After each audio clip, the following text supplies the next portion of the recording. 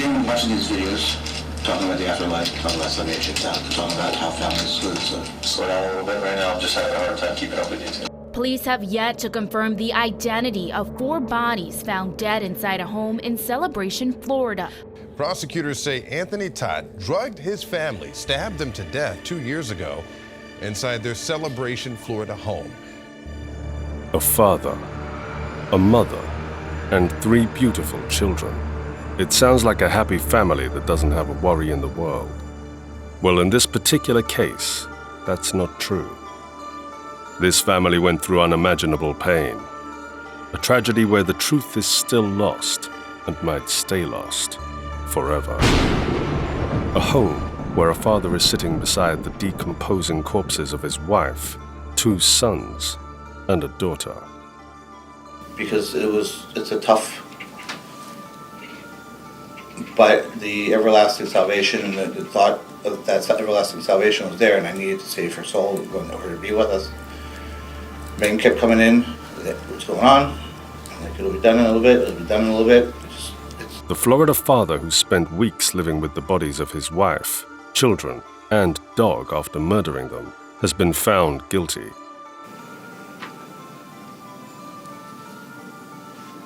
She kept moving.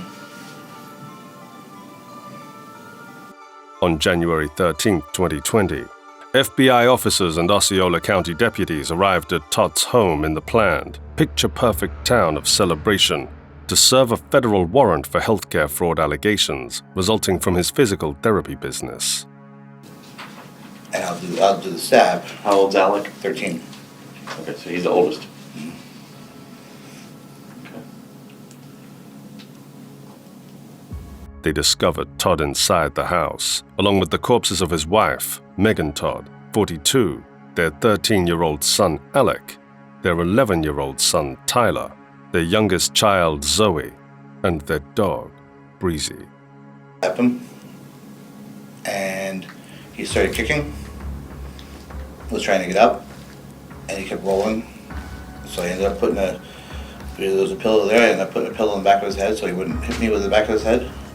Todd was apprehended and charged with 4 charges of first-degree murder and 1 act of cruelty to animals. He entered a not guilty plea to the allegations. And it'll tell you and explain to you the best way to do things and where to do things, and suggestions how to commit suicide. I was going to ask, is it like a suicide website or is it a... It's an everything website. So I can go in there and say, how do I change the oil on my... That I don't know. Todd decided to take the stand and be the first witness on the trial. And in the initial testimony, he told the courtroom about all the diseases his wife, Megan Todt, had, and that she was not healthy at all. And he explained how she was vibrant before getting sick, and then she changed afterwards. Now, at that point in time, did you have children? At the time she got sick, sir? Sorry? At what point in time, sir? When we're talking about this period in her life, when she had gone, when she was less vibrant or less her demeanor changed. Before she got sick, we were blessed with 2 wonderful boys. Okay? She went from a mom who provided for everything, including myself. I consider myself a 3rd kid, okay? To a person who could barely walk stairs on certain days. Todd claims Megan began practicing a Hinduism-based religion with an afterlife component after becoming ill with Lyme's disease and despair, as well as having miscarriages. Because as in the Bible, Roman Catholic, the same thing she followed was the fact that your past, your past family's transgressions follow forward multiple generations. According to Assistant State Attorney Danielle Pennell, Todd, 46, casually described the deaths to investigators following his arrest at the family's home. He then claimed he took the blame for his wife, who was the murderer of their children, and then herself. He returned home between December 14 and December 18, 2019, and claims Megan told him she had killed his children. My own demeanor, when I found out what happened, I puked. I cried. I was covering for my wife, Todd, 46, said to the jury on Wednesday when he took the stand in his defense. Obviously unsuccessfully, I had no clue how my kids died. And then after that, I was like, I want to get you help. I'll take responsibility for this. Just get help. That's all I wanted. Initially, the defendant detailed to detectives how he meticulously slaughtered each member of his family, some easier than others, before living with their remains for weeks, only leaving to get food. Later, he said in his testimony that he doesn't remember confessing that. I remember just seeing on yesterday's video. I wasn't aware of anything I said until about June. So maybe June or July, 6 months after I got here when I got the transcript. He also says he has no idea how his kids died. He told the court that he came home and his wife had already killed his children, and he had no clue how she did that. I was covering for my wife. Obviously, unsuccessfully, because as you saw by the video, compared to what they said. When he was asked about whether he wanted to join them in the afterlife, he confessed that's all he wanted to do. He also states all the ways he tried to kill himself so he could be with his family. After I saw my wife die and saw my kids, most definitely, I wanted to be with them. That's the only thing I wanted to be. I didn't care by what means. I didn't care by what anything. He claims that one day he returned home and Megan showed him a suicide note. She said the kids were dead and Zoe is my little angel. That's the first one I went to, Todt explained. He remembers discovering the bodies of all 3 children. He first goes into Zoe's, his daughter's room.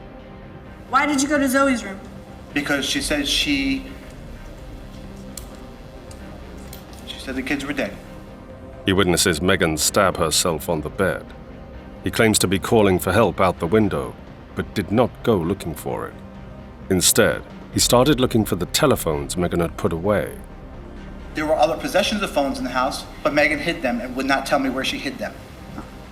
So, it's your testimony that you could not have called anybody? That's correct. I didn't have a phone. He claims Megan told him before she died that she wanted to be with their children.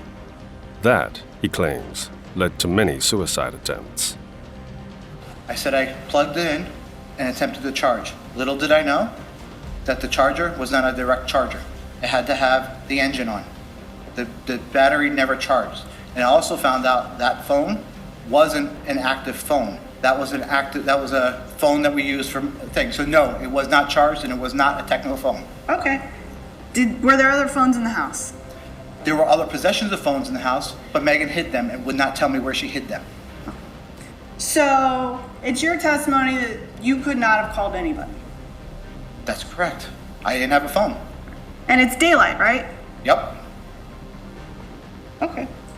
Is it during the week? Is it on the weekend? It's on a day that the sun was up. I do not know the days. The only isolation of days I've been given is from a receipt that I saw up there. Okay, so my question is it during the week or during the weekend? So your answer is what? A day that the sun was up. That's all I know. I couldn't help my wife pass. I felt like a failure. I wasn't there the night my kids died. I felt like a failure. I decided I wanted to be with my family, that I wanted to die, that I deserved to die, Todt explained. I told her to leave me the hell alone, and I went down the stairs. Okay. Do you immediately go into the library? I opened the door to go into the library, yes. So the library door was closed? That I found out when I went downstairs, yes. According to a medical examiner, Megan Todt and her 3 children had been dead for at least a couple of weeks when they were discovered. When asked about the discrepancies between the interview and his comments, Todt stated that 2 years ago, he was probably taking responsibility for his wife and trying to cover for her.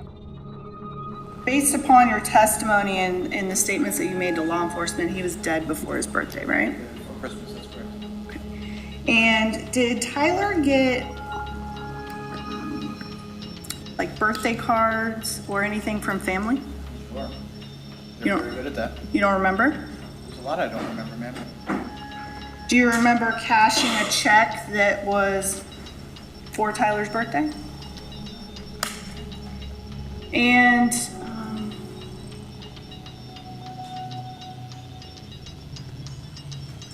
I have no further question.